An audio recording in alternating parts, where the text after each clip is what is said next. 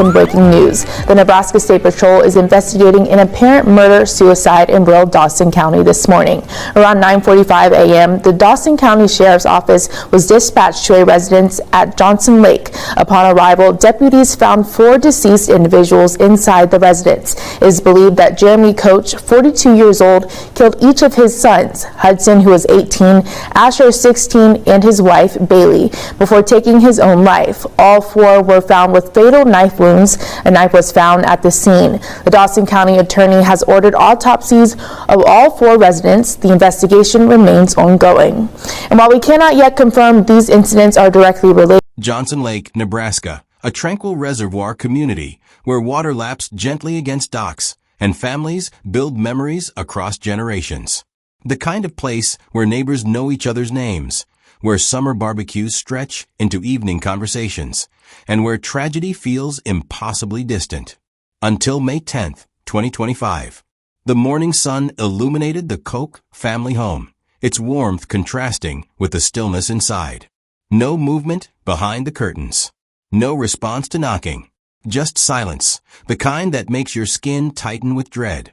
Lane Kugler stood at his daughter's front door, concern etched across his face. Bailey hadn't answered his calls. The family had missed Sunday service. Something was wrong. What Lane discovered inside that house would forever alter the fabric of Johnson Lake. 4 bodies. A family extinguished. A community left searching for answers that would never fully satisfy. Jeremy Koch, 42. Bailey Koch, 41. Hudson, 18. Asher, 16. A knife on the floor told part of the story. The rest would take months to piece together, though some questions would remain unanswered forever. I thought I knew my son-in-law, Lane would later tell reporters, his voice breaking. I thought I knew what was happening in that house. But no one truly knew. Not the neighbors who waved to Jeremy as he mowed his lawn. Not the teachers who praised Hudson and Asher's academic achievements. Not even Bailey's parents, who had tried desperately to help as Jeremy's condition deteriorated. This isn't just another headline about family violence. This is a story about love twisted by illness, about a system that fails those who need it most, about warning signs obscured by everyday life. Welcome to Dark Trace Crime Stories, where every case cuts deep, every detail matters, and the truth is never what it seems. If you're visiting for the first time, kindly subscribe and trace the darkness with us. To our loyal viewers, thank you for your unwavering support. Your presence makes every mystery even more gripping. Each week, we examine cases that challenge our understanding of human behavior and the institutions designed to protect us. Understanding these tragedies might help prevent the next one. The Koch family tragedy forces us to confront uncomfortable questions. How well do we know those closest to us? What happens when someone we love becomes someone we fear?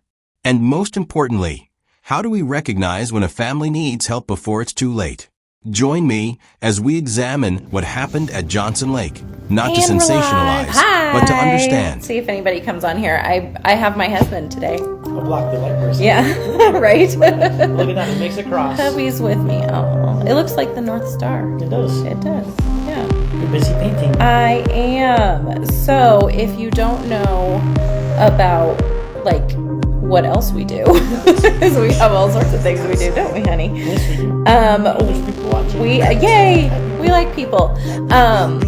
So this hottie hubby of mine here runs our business in Cozad, which is called Natural Escapes. It is a landscaping and greenhouse services business, and it's very seasonal because we live in Nebraska.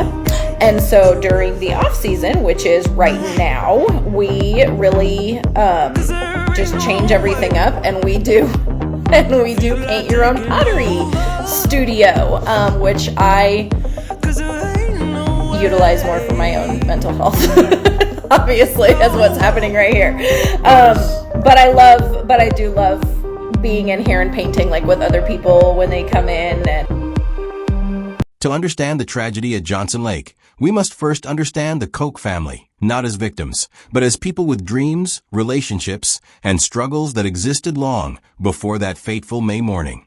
Jeremy Koch, 42, was a husband and father whose presence in the community rarely drew attention. Neighbors described him as reserved but friendly, the kind of man who would help shovel your driveway without being asked, but might decline an invitation to a crowded gathering. His quietness, once seen as simple introversion, would later be re-examined through the lens of his internal battles. Bailey Koch, 41, stood in contrast to her husband's reserved nature. Described by those who knew her as the family's emotional anchor, Bailey approached life with determination and compassion. She worked tirelessly not only in her professional life, but in her role as wife and mother. Bailey never gave up on people, recalled a close friend. She believed problems could be solved if you just tried hard enough. Their sons represented the future the Koches had built together. Hudson, 18, was preparing for college, his academic achievements opening doors his parents had dreamed of. Asher, 16, followed closely in his brother's footsteps, though with his own distinct interests and personality. Both boys were active in school and community activities, their names regularly appearing in local news for positive accomplishments. The Koch family was deeply rooted in their faith community. They attended services regularly, participated in church functions, and found strength in their spiritual beliefs. This connection provided not just community, but purpose, a framework through which they interpreted life's challenges and blessings. Bailey's parents, Lane and Peggy Kugler, played significant roles in the family's life. Their relationship with their daughter and grandchildren was particularly close, characterized by frequent visits, shared holidays, and unwavering support. Hudson and Asher were compassionate, loving boys, the Kuglers would later share, their pride evident even through overwhelming grief. From the outside, the Koch family appeared to embody small-town American success, hard-working parents raising accomplished children, supported by extended family and faith. Their home at Johnson Lake represented achievement and stability. Yet beneath this carefully maintained exterior, pressure was building. The first signs were subtle. Jeremy's occasional withdrawal from family gatherings, Bailey's increasingly frequent calls to her parents, her voice tight with unspoken worry.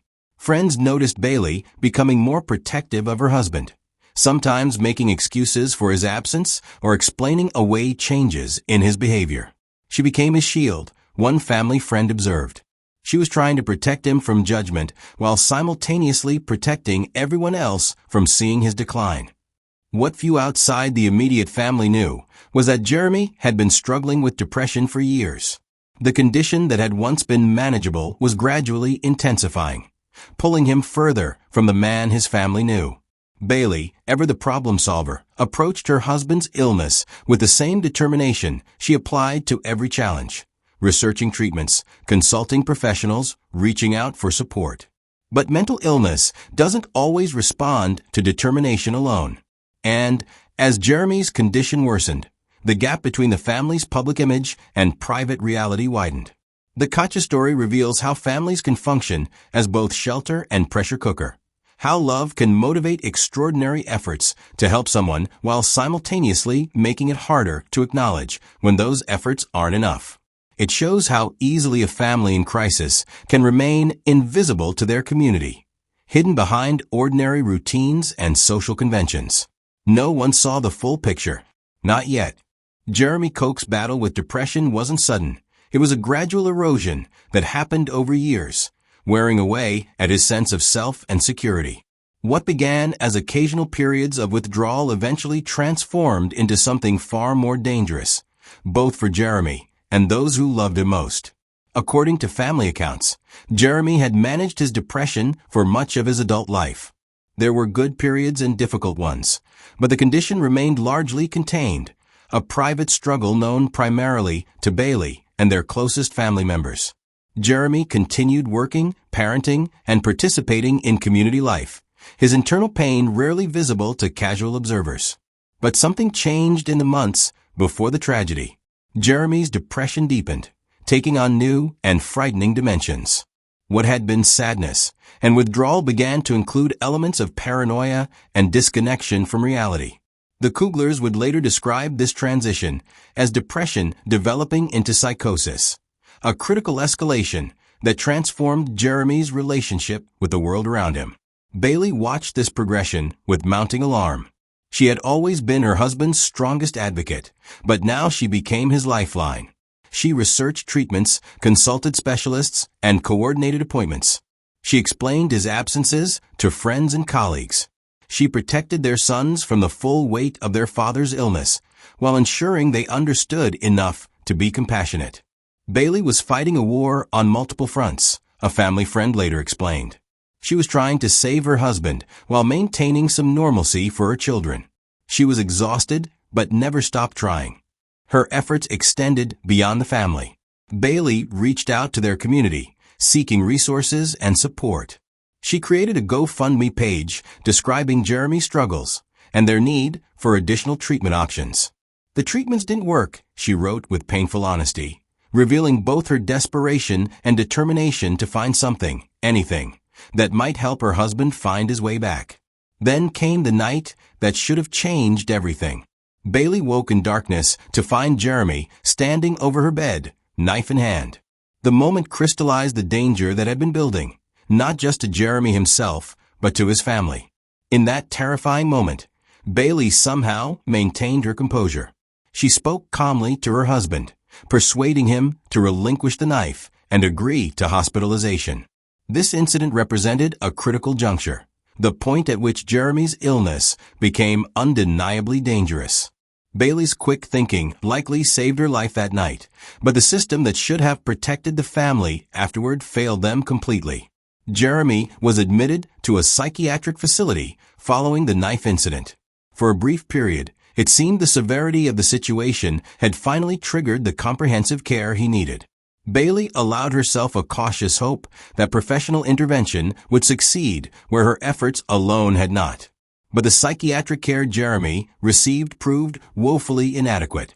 Despite the violent episode that prompted his admission, despite Bailey's detailed accounts of his deteriorating condition, despite the clear risk factors present, Jeremy was released after a brief stay. The treatments administered didn't work, as Bailey had desperately noted in her online plea for help. The healthcare system's failure in Jeremy's case reflects a broader crisis in mental health treatment across America. Psychiatric facilities often operate under severe resource constraints, with too few beds, too few specialists, and too little time to address complex conditions. Insurance limitations frequently dictate treatment duration rather than clinical needs. Follow-up care is inconsistent at best. For the Koch family, these systemic failures had devastating consequences. Jeremy returned home with his condition fundamentally unchanged, perhaps even worsened by the false hope of treatment, followed by continued suffering. Bailey continued her advocacy, reaching out to friends, family, and medical professionals.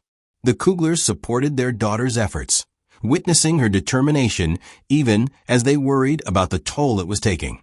She never gave up on him, Lane Kugler would later say, even when the system did. In the final weeks before the tragedy, those closest to the family noticed Jeremy's increasing detachment. His periods of lucidity became shorter, the disconnect between his perception and reality wider. Bailey's calls to her parents became more frequent, her voice more strained. Yet even then, no one anticipated the violence to come. The progression from depression to psychosis to homicidal thoughts remained largely invisible to those who might have intervened. The system that should have recognized the danger signs instead allowed Jeremy to fall through widening cracks, taking his family with him. The knife incident wasn't just a warning sign. It was a 5-alarm fire that the mental health care system chose to treat as a minor concern. And in that failure lies perhaps the most heartbreaking aspect of the Koch family tragedy. It might have been prevented. The final chapter of the Koch family story began with what should have been a moment of relief. Jeremy had been released from psychiatric care, a development that, under different circumstances, might have signaled progress and healing. Instead, it marked the beginning of a countdown that no one recognized until it was too late. Jeremy returned home in late April 2025, just weeks before the tragedy. His discharge papers indicated improvement, but those closest to him saw little evidence of meaningful change. The psychiatric facility had released him not because he was well, but because his insurance-approved stay had concluded and his condition was deemed stabilized by clinical standards that failed to capture the full reality of his illness. Bailey met this development with complex emotions. Relief that her husband was home, certainly, but also apprehension about what would follow. She had witnessed the knife incident firsthand, had felt the terror of waking to find her husband standing over her, disconnected from reality.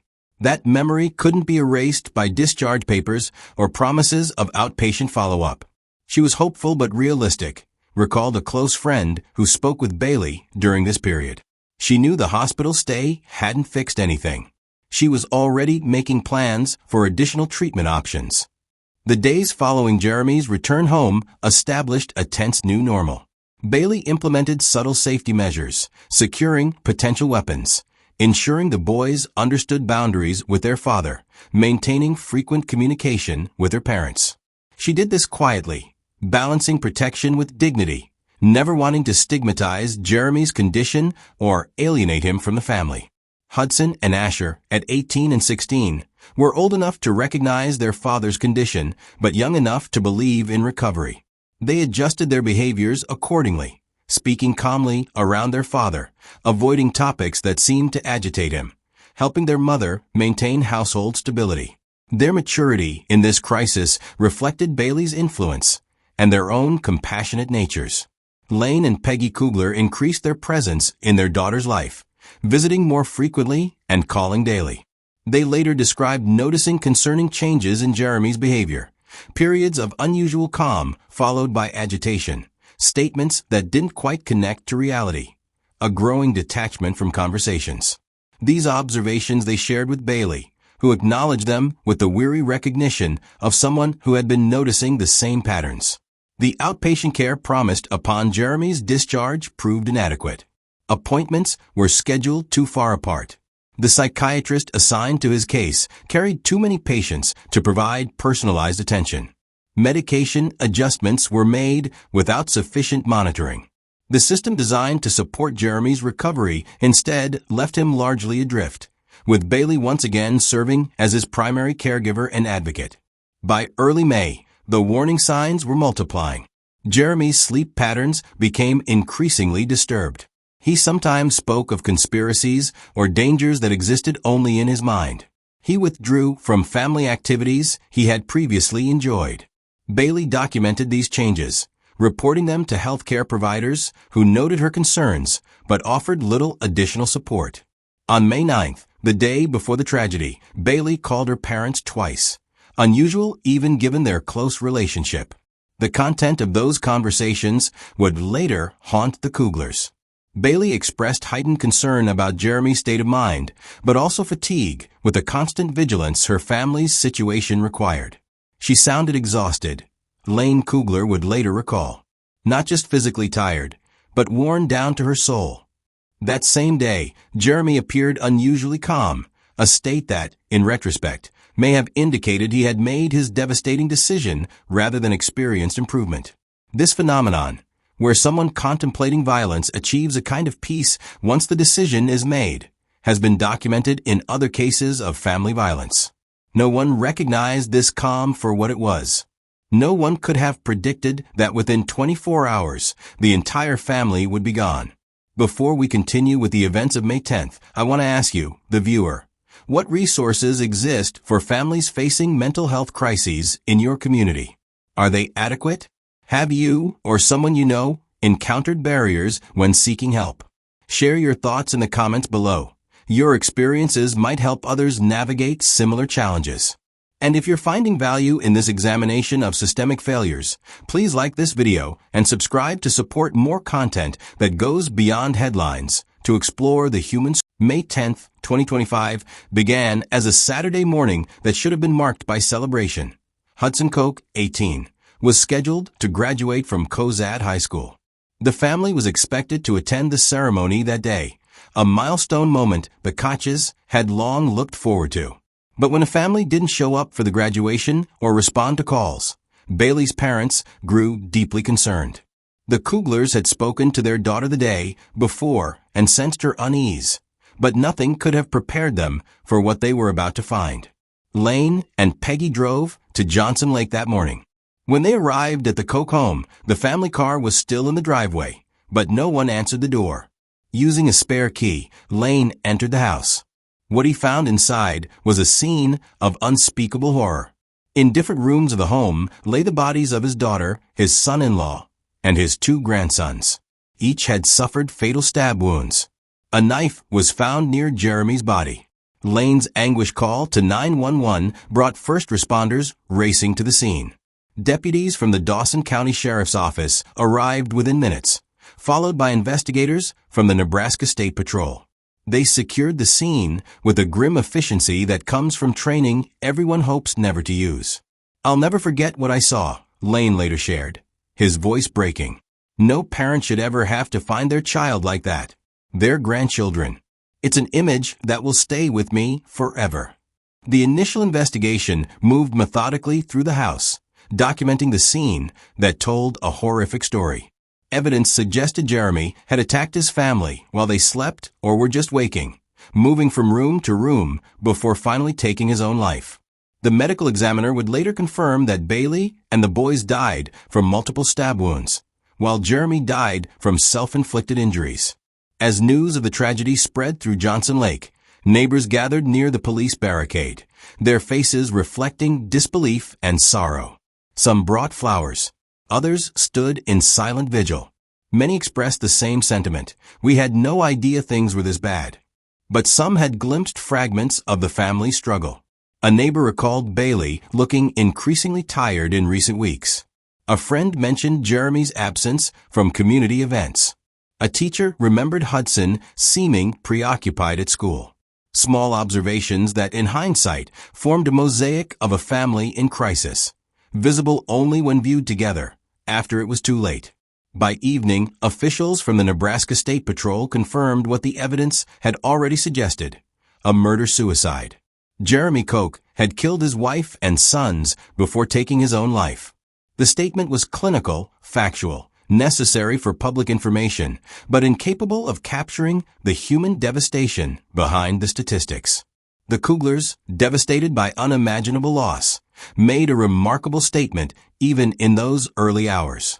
It was not Jeremy that committed this horrific act, they insisted. It was a sick mind. Their ability to distinguish between the man they had known and loved and the illness that had consumed him demonstrated extraordinary compassion amid overwhelming grief. As darkness fell on Johnson Lake that Sunday, for lives had ended, countless others were forever altered, and a community was left to grapple with questions that had no satisfying answers. How could this happen? What had been missed? And most hauntingly, could it have been prevented? These incidents are directly related. Koch Community Schools referenced a tragedy today on Facebook ahead of the school's graduation ceremony. The district superintendent, Dan Endorf, shared this message at the ceremony this afternoon. As you know, our community and the senior class experienced a tragedy within the past few hours. The bittersweet emotions felt by the senior class on their graduation day, and throughout this entire gymnasium for that matter, cannot be concealed at this moment and are emblematic of the adult lives our graduates are about to begin. We will continue to provide updates on this as we get them.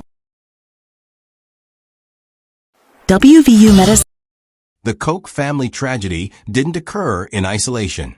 It happened within a mental health care system marked by fragmentation, insufficient resources, and structural barriers that repeatedly failed Jeremy and his family at critical junctures.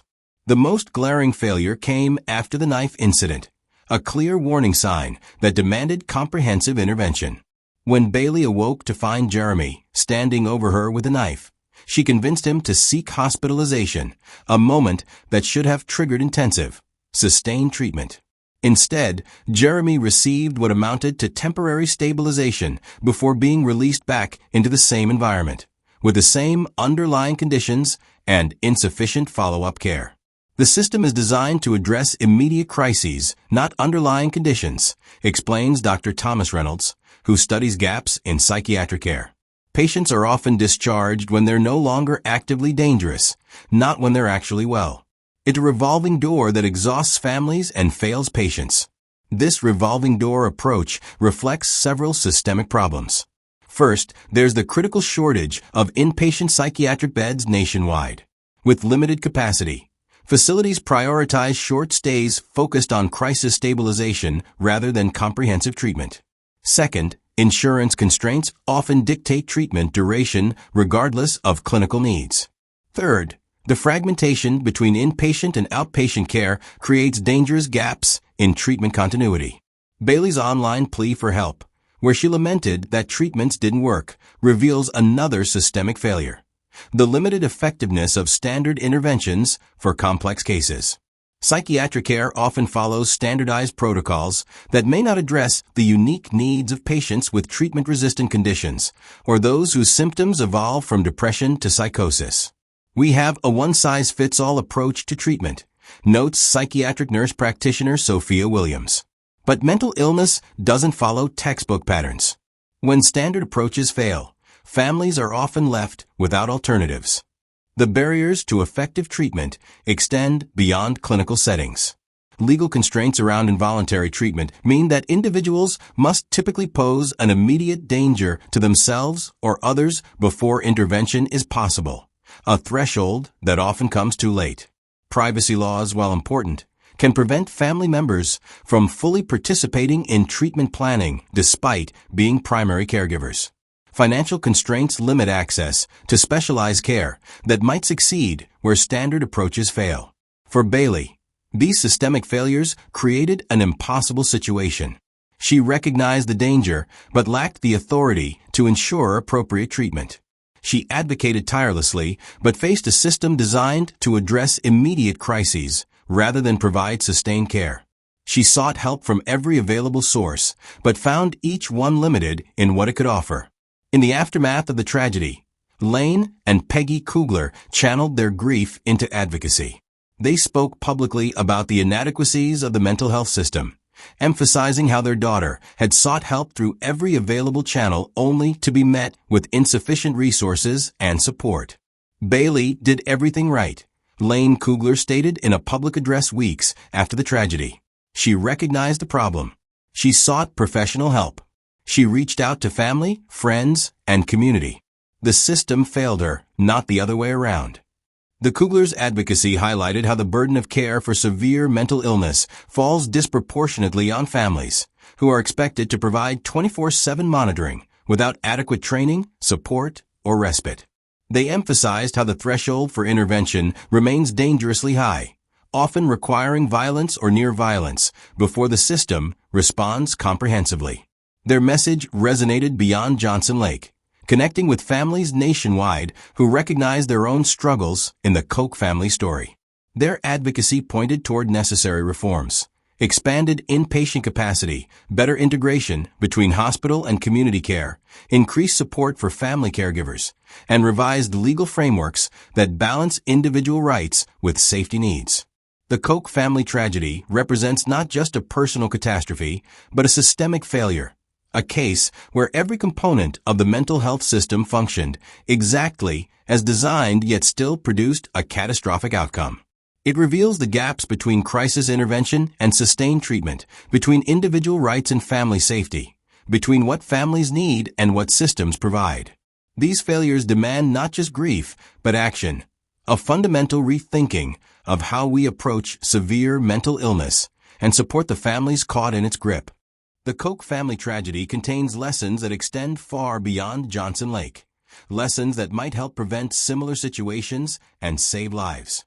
While we cannot change what happened to Jeremy, Bailey, Hudson, and Asher, we can honor their memory by learning from their experience and working toward a future where such tragedies become increasingly rare. The first and perhaps most crucial lesson involves recognizing warning signs before they escalate to crisis. Jeremy's progression from depression to psychosis didn't happen overnight. It developed gradually, with observable indicators along the way. Understanding these warning signs is essential for early intervention. Changes in behavior that might signal worsening mental health include withdrawal from previously enjoyed activities and relationships.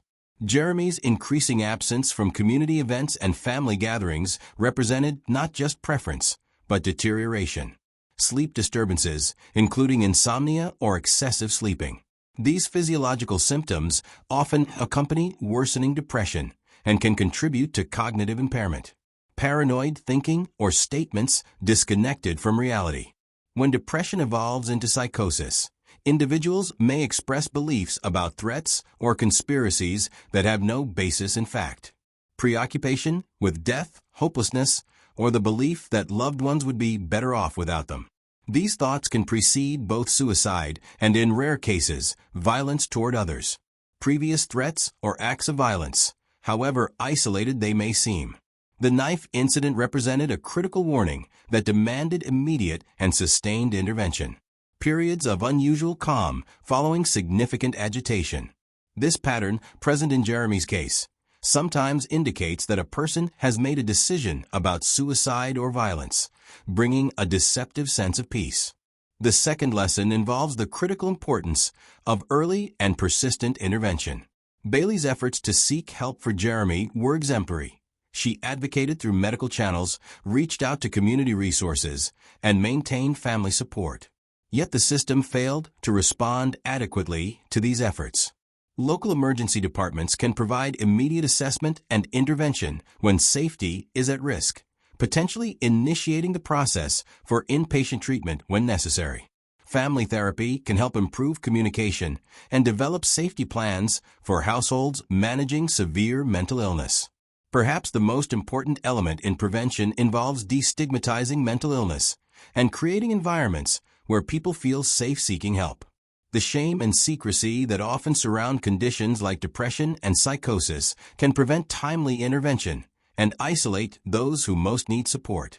The Kuglers' insistence that it was not Jeremy who committed these acts, but rather a sick mind, represents a profound understanding of mental illness as a medical condition rather than a moral failing.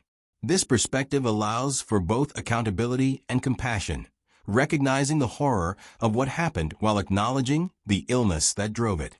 By learning these lessons and implementing these practices, we honor the Koch family's memory and work toward a future where families struggling with severe mental illness receive the support and intervention they need before tragedy strikes. The impact of the Koch family story extends far beyond their community. Their tragedy has become a powerful catalyst for conversations about mental health care reform. Lane and Peggy Kugler continue their advocacy work, speaking at legislative hearings and mental health conferences across the country. Their testimony has influenced pending legislation aimed at improving continuity of care between inpatient and outpatient services and providing greater support for family caregivers. "We couldn't save our daughter and grandchildren," Lane Kugler stated at a recent forum, "but their story might save someone else's family. That's the legacy we're fighting for." The ripples of this tragedy continue to spread, touching lives far removed from Johnson Lake. Mental health professionals cite the case in training materials about risk assessment. Family support groups discuss it when addressing caregiver burden and safety planning. Communities use it as a starting point for difficult but necessary conversations about recognizing and responding to mental health crises. If this story has affected you or reminded you of experiences in your own life, please share your thoughts in the comments below. Your perspective might help others facing similar situations feel less alone. If you found value in this examination of systemic failures and potential solutions, please like this video and subscribe to Dark Trace Crime Stories for more content that goes beyond sensationalism to explore the human realities behind tragic headlines. The Koch family story reminds us that behind every headline are real people with real struggles, and that through awareness, compassion, and systemic change, we might prevent future tragedies and honor those we've lost.